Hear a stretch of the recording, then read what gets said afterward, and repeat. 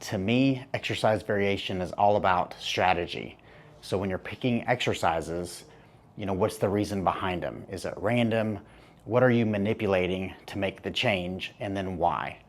So when you're doing a hammer curl, one of the reasons you may choose this exercise is when you go into a neutral palm position, it changes how the bicep contracts.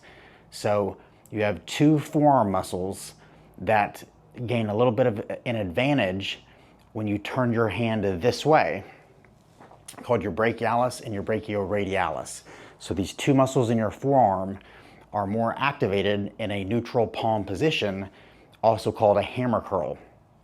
So your bicep is still involved, but it does change how things contract a little bit. So this is a reason to choose a hammer curl. It gives some variation to the forearm muscles and changes the contraction just a little bit. So I did hammer curls today, and I wanted to go over how to do the 4-step rep when performing a hammer curl.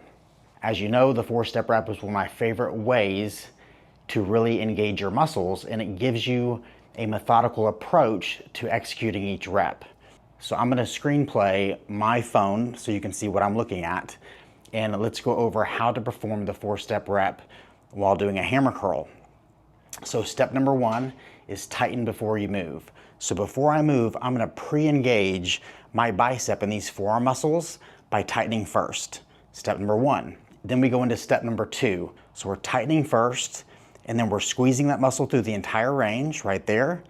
Step 3 is you're going to squeeze and hold. So when you're at the very top of the range, you're squeezing your bicep as hard as you can to maximize that engagement. Step 4 is you're going to control as you move all the way back to the starting position. So I'm going to control all the way back down, and then I'm going to pause, tighten first, move through the range, squeeze and hold, control them back down to the starting position again.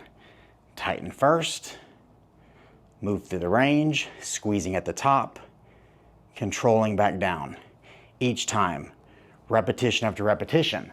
Having a thought process behind each rep is a good way to ensure that you're maximizing each muscle contraction.